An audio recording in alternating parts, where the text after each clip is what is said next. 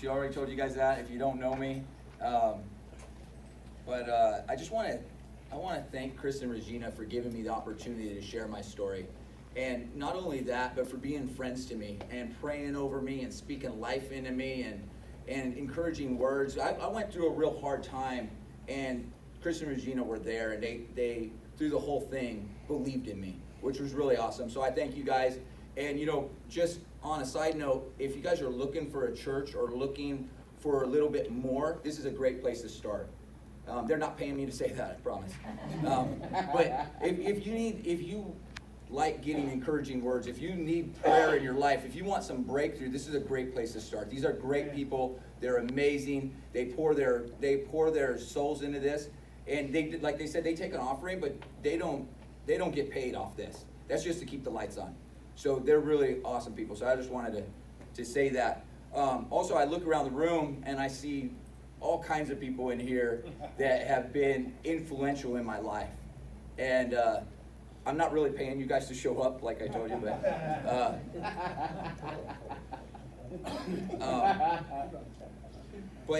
a lot of you guys have been with me through the ups and downs. And you guys haven't ran away, which is awesome. I can't believe it. It's really cool that you guys have stuck with me. I must be doing something right. That's right.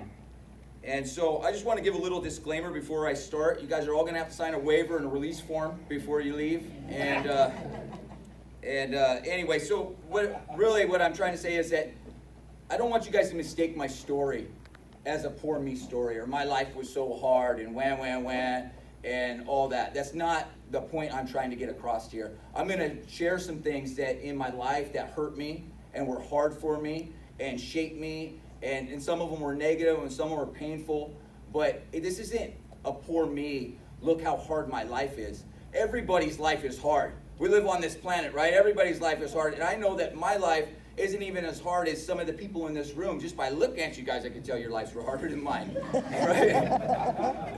But so it's not a poor me story, and also I also want to make something clear. It's not pride either. It's not, oh, look what I did. I was so cool. I hurt this person and I did this and I got away with this.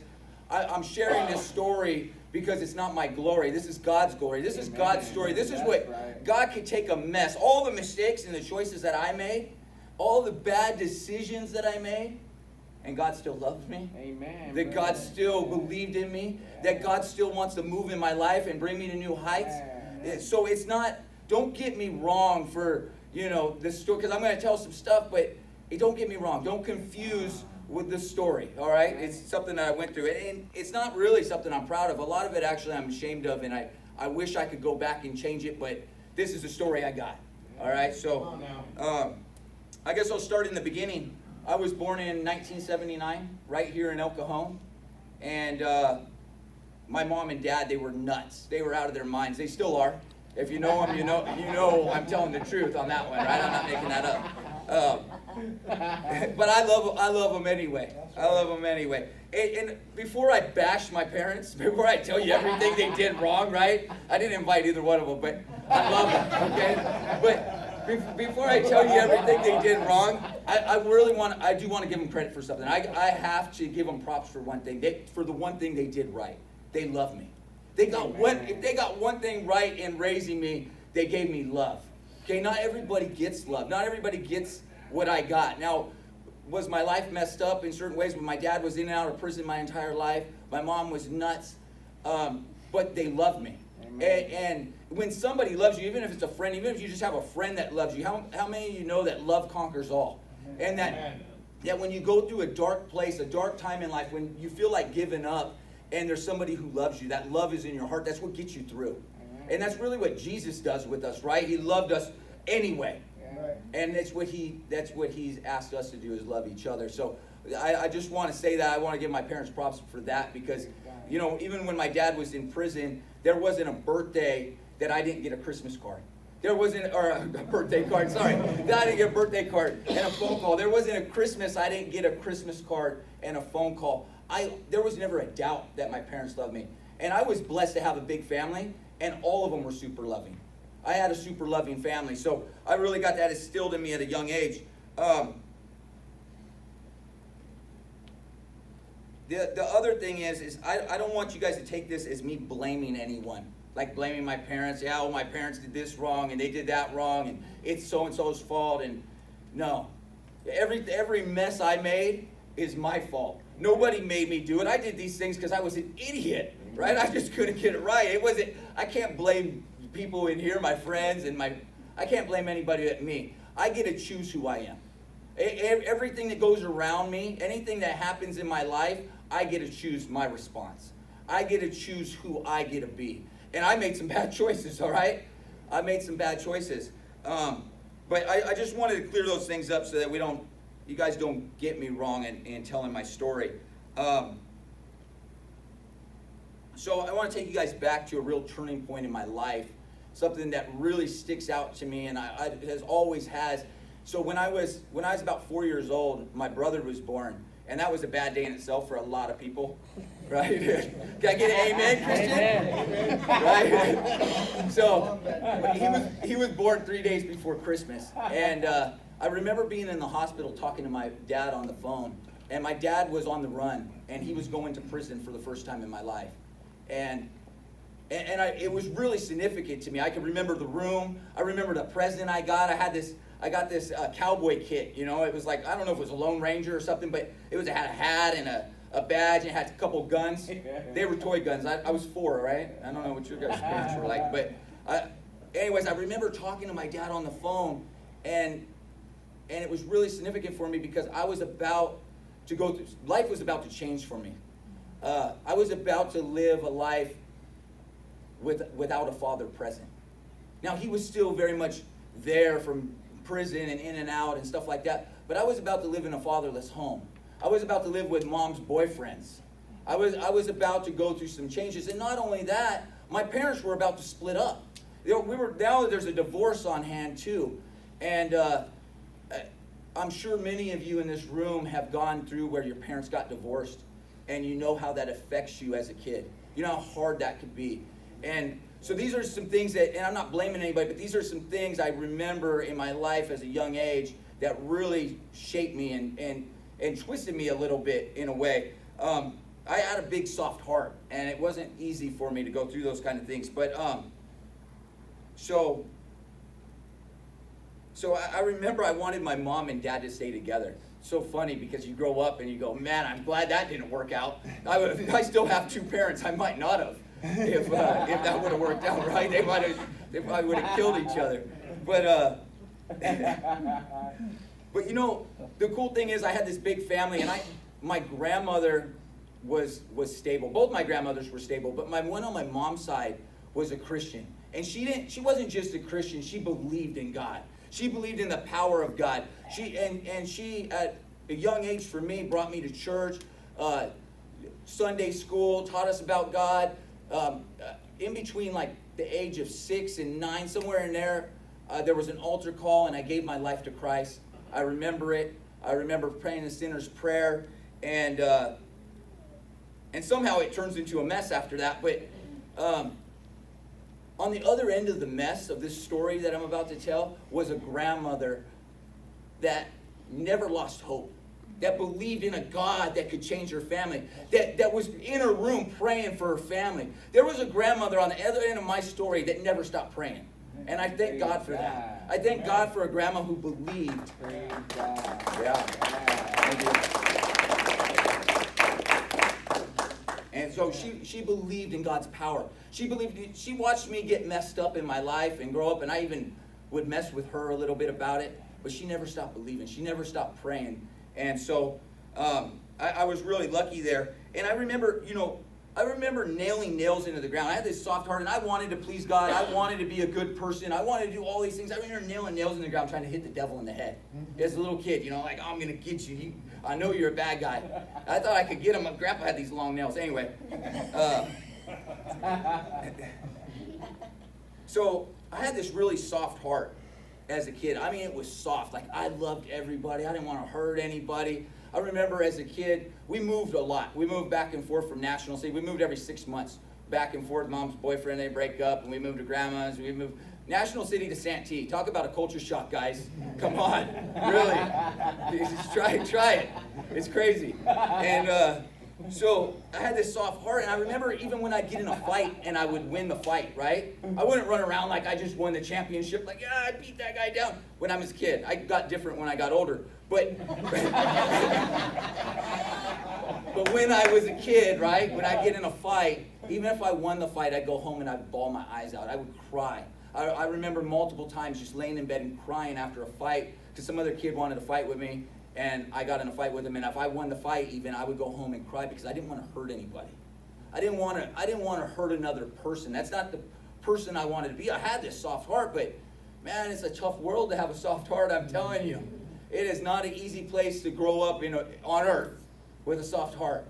The world's going to beat you. It wants to beat you down. It wants to break that heart down. But you know what's worse than a soft heart? Is a hard heart. You want real pain in your life?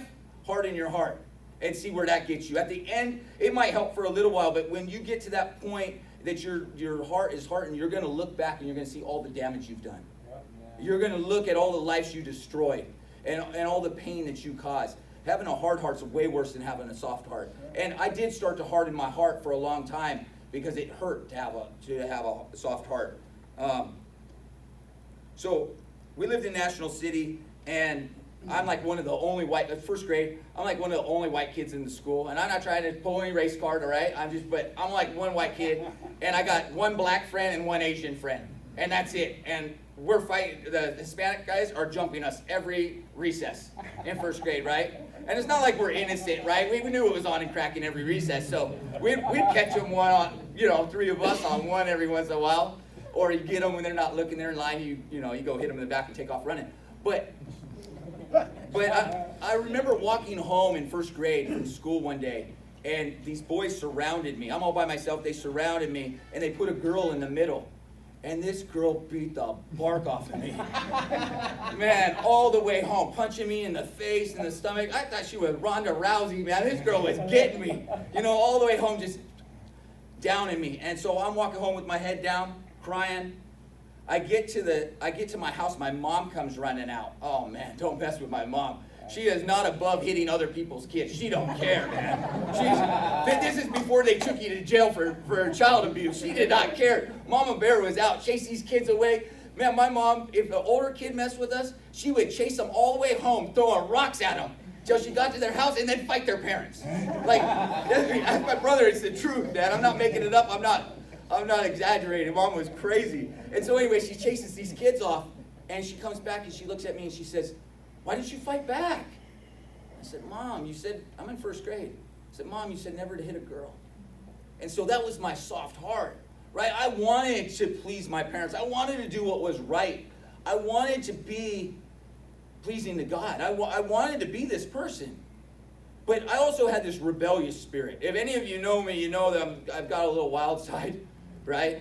And so I've always had a little bit of a rebellious spirit on top of it. And so we're living with one of her boyfriends down there, the main one that we went back and forth.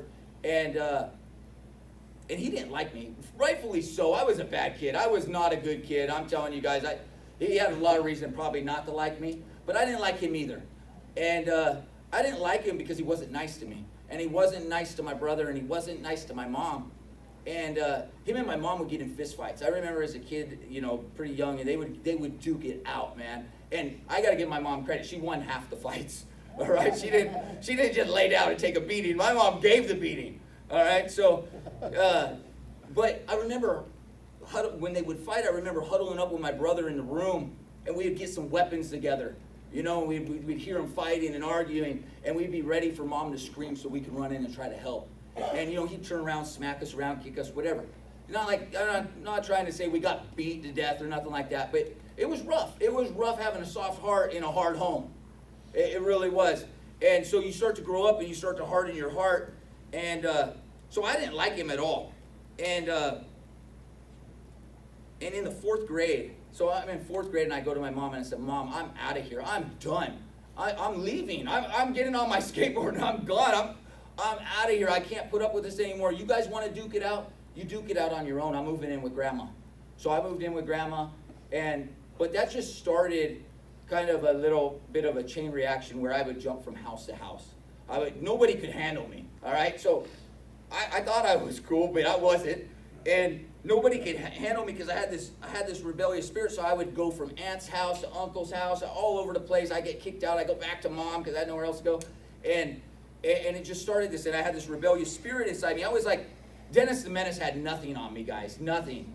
I mean, if I wasn't ding-dong ditching your house every day just because I wanted to mess with you, like the same, I might do it 50 times in a row just because I could, right? Throwing rocks at cars, lighting fires. I mean, you name it. I was just always into causing trouble. I don't know why I was like that. I was just burnt out. And I remember one time I was at Blockbuster with a friend of mine, and I overheard this dad in the next aisle telling his kids, "You see those two kids over there? That's what I don't want you to grow up to be like." And, we laughed it off, and oh man, we're so cool. Their dad doesn't want them to be like us because we're too cool for his kids and all that. But in real life, that hurt. In real life, I'm a piece of crap that nobody wants to be like because I can't handle myself, because I got some kind of wildness to me. And it really, I remember that time. I don't know how old I was, but I remember it vividly because I remember those words that don't be like those. And to me, I wasn't good at being good, but I was good at being bad. I didn't have a problem being bad. That comes easy for me. And I got kicked out of schools. I got kicked out of 2 schools by the time I was in 8th grade. And each time they kick me out, they give you a meeting like, "Hey, we're kicking you out." But it's funny how they do it, because it's like, not only you have to leave, we're kicking you out, but on top of it, we just want you to know you're the worst kid we've ever had in our school. Like, come on, you really got to tell me that? Like, now I really know I can't succeed, right? I'm not only getting kicked out of school, but both schools, I'm not kidding you guys. You can ask my aunt and uncle. Well, you were the best at it. Yeah, I was good at that, right? So, both schools, they both said that. "You're the worst kid we ever had. Good riddance. I hope the next school likes you." And so, I just felt like a failure, and I was just burnt out on this. And if you want to picture me, I was an 80s rock star at 12 years old, right? I had long hair, an earring. I had it in the left ear because one thing I wasn't confused about was my sexuality. But, long hair, my pants were shredded, Motley Crue t-shirt, and I thought I was the next rock star, and I couldn't play an instrument. But I was on a good one.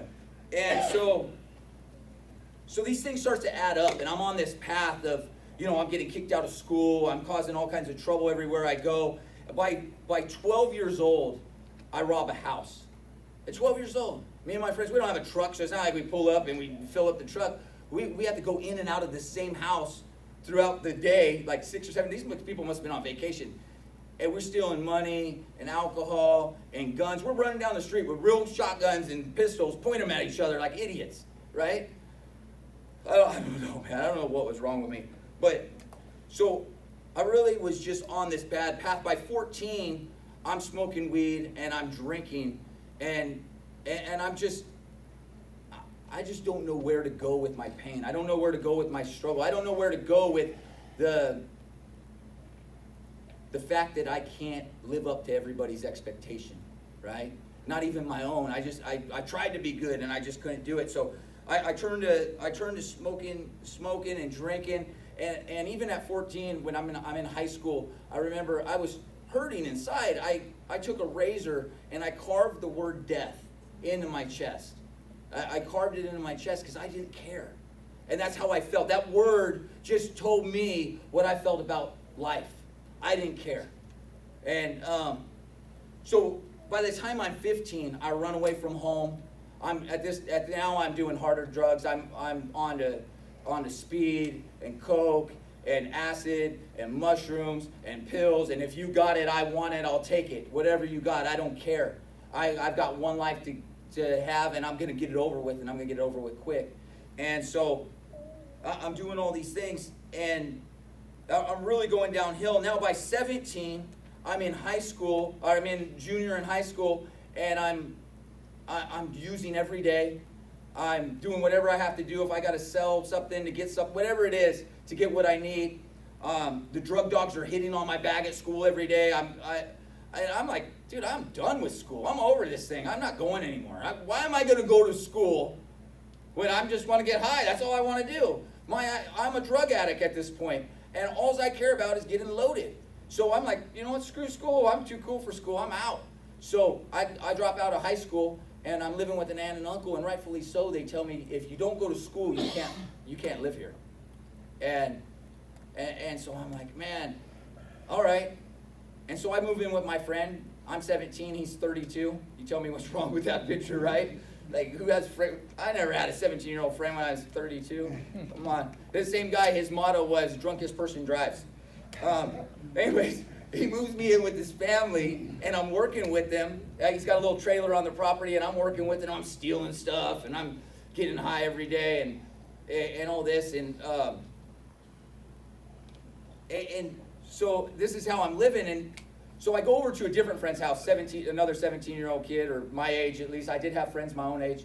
And I'm over there, and we're partying, and the kid's parents are partying with us, right? God gave me a little vision this day. This is what opened my eyes to where I was headed. So this guy's parents are partying with us, and they're acting a fool. His mom's dancing all crazy. And they're shot out, these parents that are partying with us. And there was a small voice inside of me that said, that's what you're going to be if you don't slow down. If you don't watch it, this is how you're going to end up. You're going to end up just like these people that you think are so ridiculous. And, you know, my mom had moved to Washington because of her job. And I packed my bags. I was like, oh, that's all I needed. I seen that crazy lady dancing. I was like, I don't even like to dance. I ain't doing that. So I packed my bags and I moved to Washington. And I cleaned myself up. To me, clean was only drinking and smoking weed, and that's clean, right? So at 17, and so I go up there, I get a job, I'm working every day, but I'm still partying. The guys are all older than me that I'm working with, so I'm sneaking into bars and all kinds of craziness. But I save up money, and I stay up there for a year. I'm not using any hard drugs. I move back down here. I buy myself a car.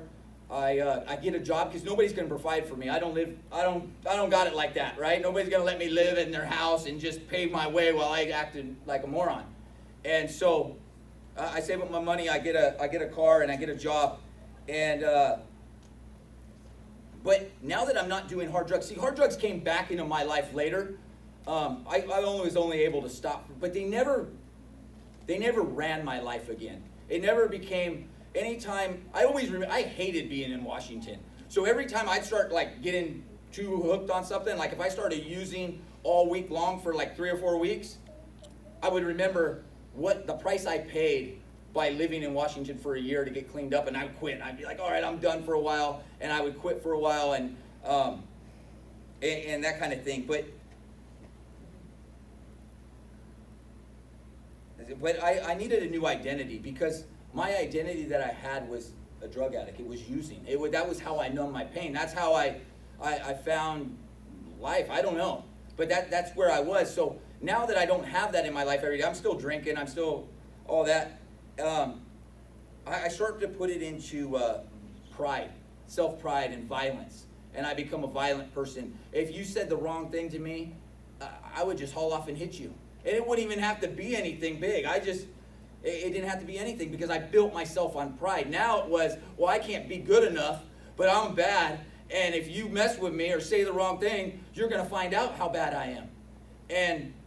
And so I remember one time this guy hung up on me on the phone. I'm not going to tell the whole story, but I went over his house and I just destroyed the entire house. For the guy hanging up on the phone, like, hey, this is so-and-so. Click. All right, I'm going to his house. You know, like, that was my attitude. That's who I was. That's how I acted. So now I start to put my ID into that. And I really started to hate God. I started to hate God because I felt like God hated me. I felt like God thought of me like the guy at Blockbuster thought about me. Like, man, don't be like that guy. Like, there was no hope for me. And so I felt like there was no hope for me. If you hate me, I hate you. Right? I didn't understand God. I didn't understand that He loved me. But so I go to hating God, and now I'm lighting Bibles on fire. I would go to a party and I'd light a Bible on fire. I'd roll joints out of the pages. I remember I had this plastic Jesus. I don't know where I got it. and I was at a party, and I lit that thing on fire, and you would have thought a bomb went off. People were running. They thought they were going to get hit by lightning. And I don't say those things because I'm proud of them in any way. Actually, I don't like telling that story. But I say it because it's necessary. Because even though I was an enemy of God, even though I hated him, even though I went against everything he said, and I made fun of him, and if you were a Christian and you ran into me in those days, you were in for a bad day. You were in for a really rude awakening. And even though I was that guy, God loved me anyway. God still, I'm up here telling you about God's glory and his grace because he loved me through that. No matter how deep and dark it got for me, God never quit on me. He never quit on me. So that's why I bring up those stories. So now I'm into this violent stage in my life. And me and my friends, we form a little bit of a clique, a group. You might even call it a gang. The courts might even call it a gang in a few times.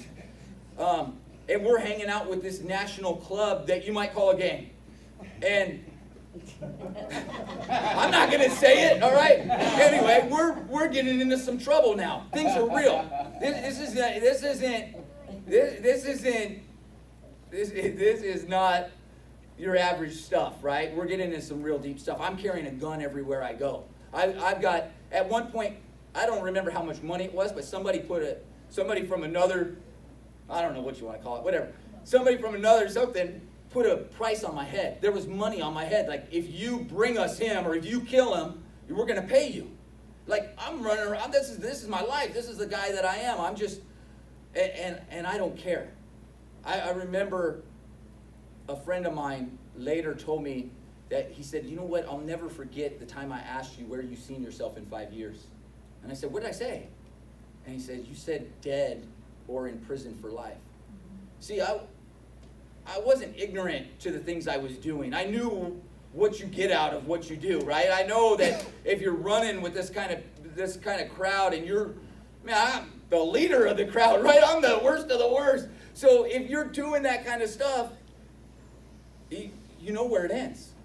And so, but I didn't care. If I was going to go to hell, I was going at the top of my class. So, but two big signs. God was speaking to me the whole time. I didn't know it. And I didn't even realize it when it happened most of the time. But looking back, I see where God's finger was. I see where his touch was in my life. I see where he was still telling me he cared. One of them, I won't go through the whole story because it's long. I only have so much time. But I went to Oklahoma. A bunch of us went to Oklahoma for this party for 2 weeks, right? A 2-week party. Imagine that. And so there's a miracle happens on the way there. And nobody could die. Other people were there. Other people seen it. And God kind of spoke to me. And what he was telling me in short was, if you don't slow down, you're headed for a wreck. You are headed for disaster if you don't slow down. And that didn't really click. I mean, I recognized the miracle. And I even spoke it and said, you know what, something happened there. But I wasn't willing to let that change me. And so, come back from the party, a couple months go by, and the cops show up at my door.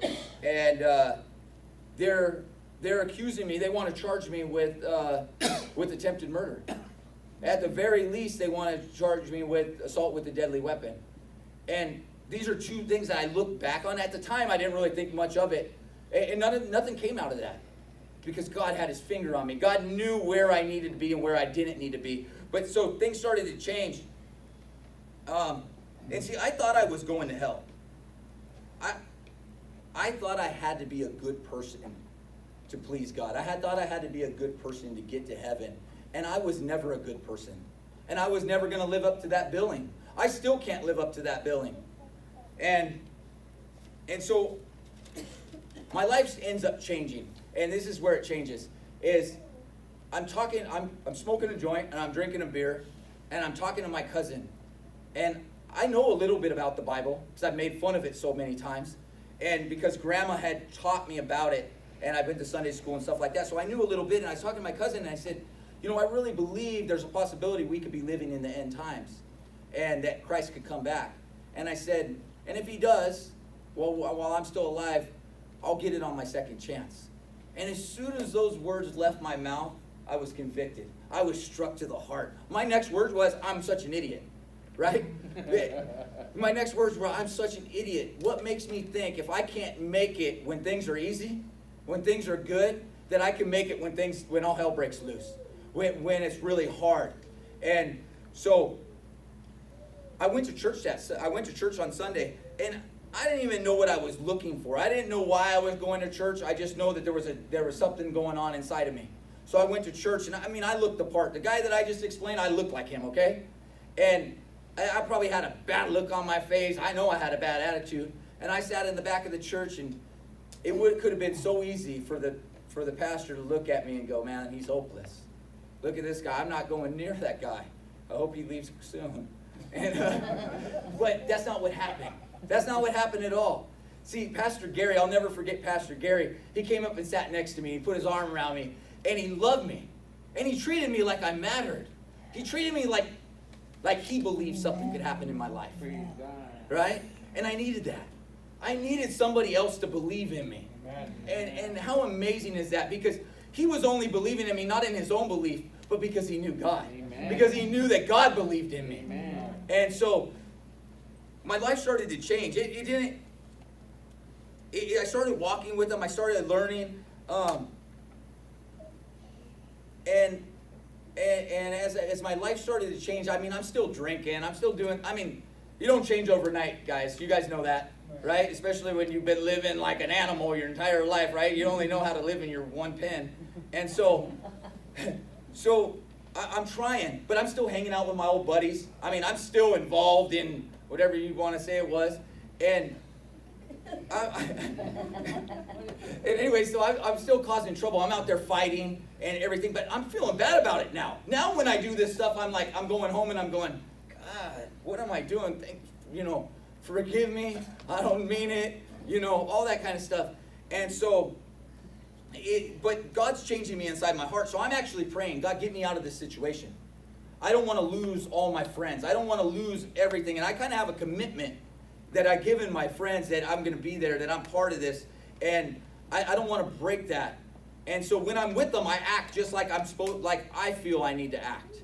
Like the old me. They called me Bammer. That was my nickname. And there was a good reason for that, because I just blew up it didn't take much. And so there's a really big thing that happened. Let me tell you the story, is that we go to this meeting with these other guys, and we're sitting in this meeting, and one of us is supposed to be there. One of my guys is supposed to be there, and he's not there. He's in trouble, and he didn't show up. And they go, where is he? And I go, I don't know, man. I'll go get him. Now I'm mad because he's making us all look bad. And I go, I'll go get him. And so another guy comes with me, a real big guy, and we go to his house, and we come in, and he's there, and I go, hey, let's go. You're going to the meeting. Why aren't you there? He goes, I'm not going to that meeting.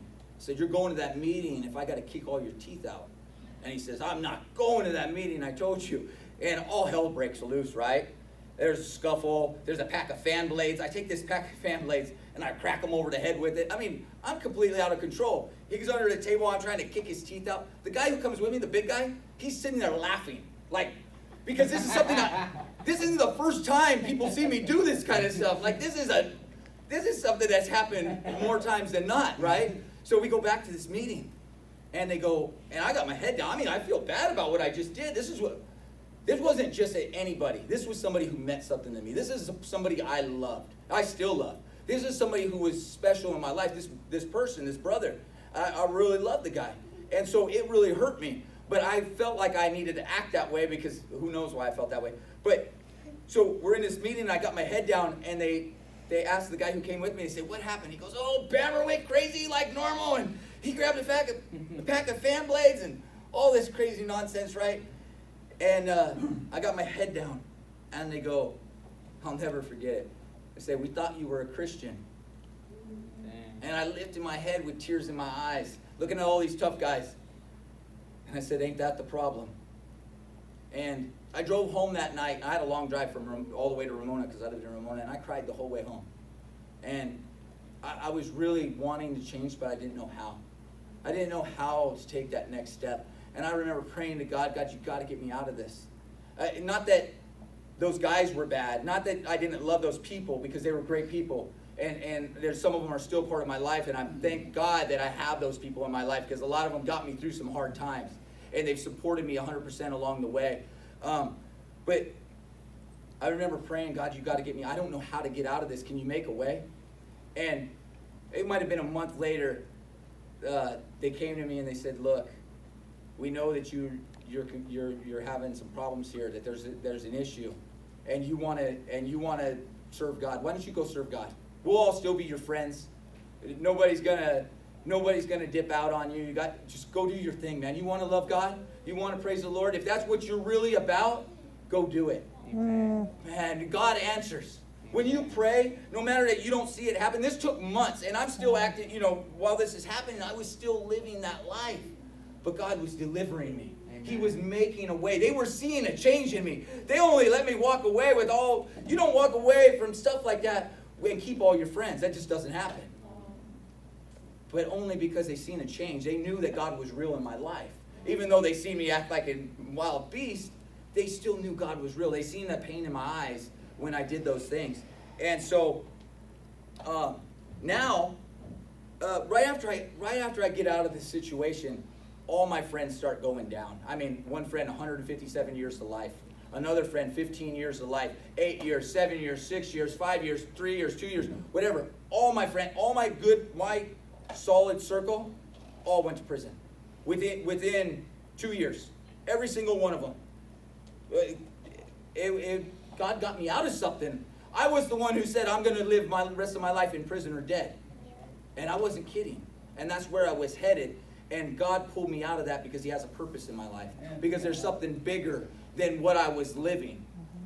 And so now at this point, God really starts working in my life. So now I'm still, there's some things, I have some vices still, and there's some problems. But, God starts working in my life. I start Bible studies at friends' houses. I start a family Bible study. I'm taking Bible college courses. I'm teaching Sunday school. All kinds of really cool stuff starts to happen. God starts to really move in my life.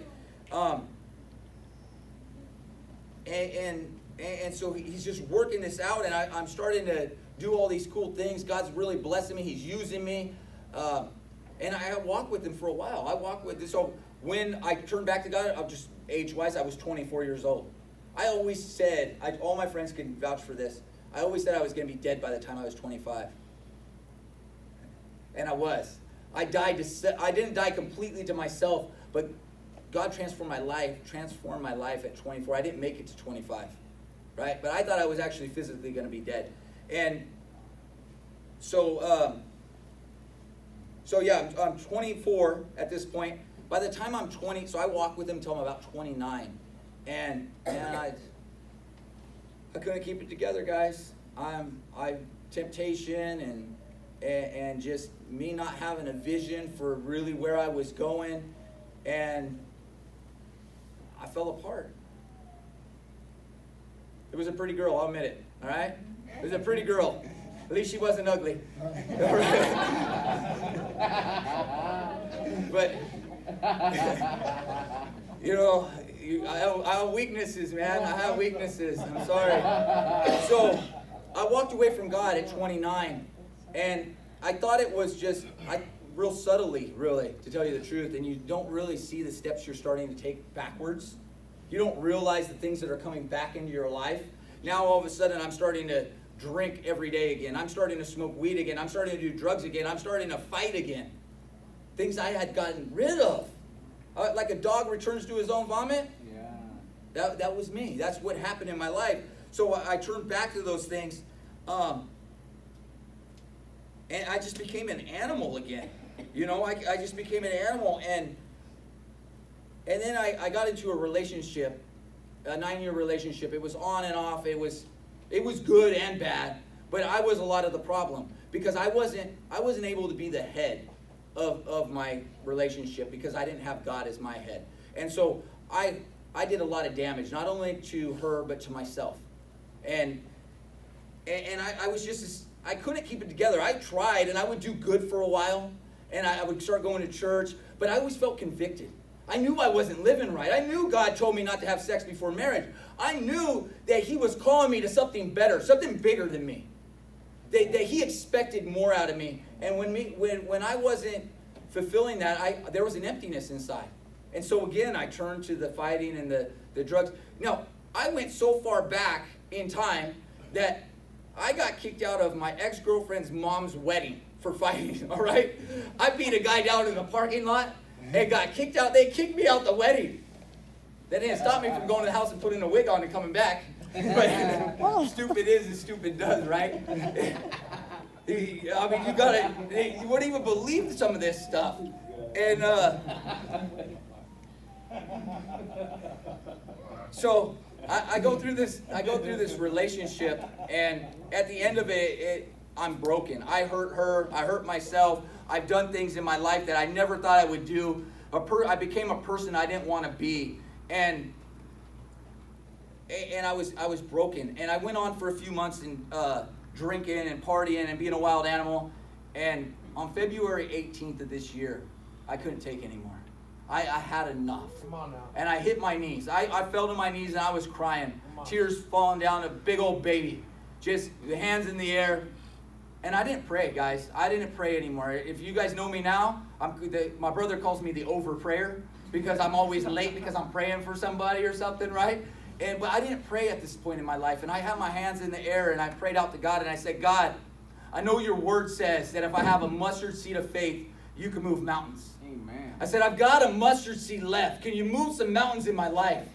Can you move some mountains in my life, God? I need you. And I felt God tell me, Bill, you can't keep doing what you're doing expecting me to change you. You can't keep on doing the things you're doing expecting me to change you. You've got to give me something to work with. You got to give me something to work with. And when I felt that, I said, all right. I got up off my knees, wiped the tears off my face, grabbed a pad of paper, and I wrote down. I said, God, you got the next 40 days. I'm going to give you the next 40 days of my life. And everything that's in between me and you, I'm going to stop doing. I wrote sex. I wrote drugs. I wrote alcohol. I wrote fighting. Anything I could think of that was in between me and God, I wrote it down that I wasn't going to do it anymore for 40 days. I figured I could make it 40 days, right? And I don't want to go too long. And so I wrote down 40 days, but on top of it, I wrote what I was going to do. And what I was going to do was I was going to pray every day. And I was going to read my Bible every day. Amen. And those 40 days were tough, guys. That was the hardest 40 days of my life. You got to be kidding me. I quit sex, drugs, and rock and roll cold turkey. All right? Cold turkey. One day. All right? So it wasn't easy. That's not an easy thing to do for anybody. But you know what? I didn't have anybody to run to except for God. Amen. The only person I had to run to was God, because I made him the promise. I was believing that he could change my life. I was believing that mustard seed of faith that I had, that if I gave him what I had, if I gave him something to work with, I truly believed that he was going to transform me, that he was going to change things, that he was going to heal me, that he was going to set me free of the things that I've struggled with all my life. I believed that. So I gave him 40 days. And when 40 days was up, I realized it wasn't enough, so I gave him another 40. So I went from 40 to 80. And when 80 was up, I knew that wasn't enough. So I gave him another 40. And I did 120. And I don't know how many days we're at now, but you're looking at it. And I don't have to write it down anymore.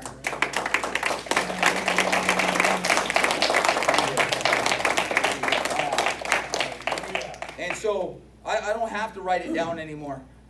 God's working in my life, and it hasn't been easy, and it's not always easy, but I'm healing. And you know, I learned something, that healing is not a straight line. Healing's like a wheel. So when you go forward, it feels really good right here, and you feel like you're good, but then all of a sudden, it moves forward, but you move back, and you feel like, oh gosh, what happened? What did I lose? It's just healing. It's the process. It's not a straight line.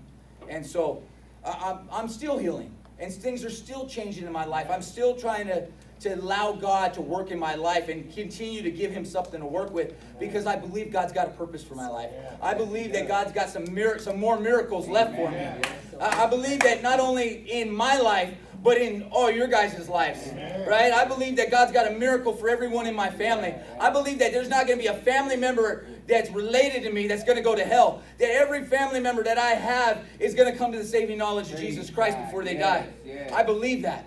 Because I have a God. Because I have a God. If he could save me, if he could transform me, if he could help me, he could do it for anybody. Amen. He could change anyone's life. Right. And so God's doing some cool things in my life now. Now he's really been working in my life. It wasn't just like I gave all this stuff up and didn't get nothing in return. God fills your life with some real cool stuff. I thought I was being satisfied before, but you have to keep with drugs and alcohol. If you guys ever been addicted or anything like that, or even with sex, you have to keep going back for more. It runs dry, and it's only satisfying while you're getting it. The flesh, you can only satisfy this flesh in the moment, but God satisfies forever. God moves in our lives, and it's a never-ending well of living water, right? So God's really been working in my life. He's doing all these cool things. I mean, I got these cool ministries that I'm doing, and he even sent me to Nepal. He took this mess that I was talking about. He sent me to Nepal just in October, and I got the opportunity to go out there and make friends with people on the other side of the world and preach the gospel. I was giving the gospel to people that didn't even speak my language, and I got to experience and be part of 10 Hindus giving their lives to Jesus. Amen. All right? Yeah, I got to be part of that. God allowed me to be part of that. I don't deserve to be part of that. After lighting those Bibles on fire, after beating people up and causing a stir everywhere I went, I don't deserve that. I don't deserve it. But that's why they call it grace. Amen. That's why he calls it grace. Because God's grace is enough. Amen. It's enough for all of us. It's enough for me. It's enough for you. It's enough for the world. Right? So I don't see hopeless. When I go out on the streets and I talk to homeless people and crazy people and all these people, I don't look at them and I don't see hopeless. I see God's hope. Because that's what God sees. When God sees that person you're talking to and you can't even tell that it's making a difference, God sees hope. God sees what he can do. See, we look on the natural and we think, well, they didn't change right when I talked to them, or they didn't accept it, or whatever. That's not how God works. When God looks on people, he sees the hope of how he made them. And he's made us all to be in communion with him. He's made us all to be part of his family. He's made us all to be in relationship with him and be loved by him. Yeah. And so when I talk to people, and some people will tell me, man, that just seems like a waste of time. Well, I'm glad nobody felt that way. I'm glad Pastor Gary didn't feel that way about me. I'm glad God didn't feel that about me, that I was just a waste of time, because it could have been real easy to look at me and think that. And so God's doing these amazing things. Nepal was just a super blessing, and he's just using me. And the amazing thing is, it's not because of me. It's not because of me. It's because of him. It's because of who he is. Amen. So I got to end sometime, right? So I want to end with this. I never want to tell my story without giving the gospel. I never want to walk away telling my story without giving the gospel, because my story is the gospel. My story is the gospel. See, the gospel means good news. And the good news is that God loved me through, even though I was an enemy of his, even though I was a sinner, even though I was far away, he loved me anyway. Even though I was a wreck, and even though I caused a mess, he loved me. And the good news is I don't have to earn it. I don't have to earn my salvation. I don't have to live up to some high expectation, because Jesus did it for me. Because Jesus' sacrifice on the cross was enough. When God rose him from the grave, it was God saying, I accept it. I accept the sacrifice, paid in full. You're done. Whatever you do, Bill, whatever you've done, you're free. Amen. You're free from that. Amen. And so that's the gospel. The good news is that by believing in Jesus Christ, he says, he who believes in me has everlasting life. If you believe that, you have it. No one can steal it from you. It's yours. He sealed it. Sealed you with the Holy Spirit till the day of redemption. Yeah. It's not going away. And so he'll never leave us. He'll never forsake us. And what I'm doing now, it's so awesome, because it's a relief that I'm not doing what I'm doing to get to heaven. I'm doing what I'm doing because I'm going to heaven, right? I'm living the life I'm living now with the expectations I have and the hope I have, not because I'm trying to get somewhere. It's because I'm going somewhere. All right? So, can I pray for you guys? Yes. All right. With every head bowed and eyes closed, I just want to give the opportunity. If anybody in this room if you've never believed in Jesus Christ, and today you're saying, I believe in you. I believe that because you died on the cross for me, for my sins, I have eternal life. If you believe that, would you just raise your hand so that I could pray for you? Oh, God, thank you. I see those hands. Thank you, guys. And now, oh, that's so amazing. God, you are awesome. And now if your life has been a struggle, and you've kind of wandered away from God, and you've allowed things to creep in, and you're not who you want to be anymore. And you're not living like you're going somewhere, but you're living like you have to get somewhere. And you want that to change. Would you raise your hand? I want to pray with you too. Thank you. Father God, I just thank you for every person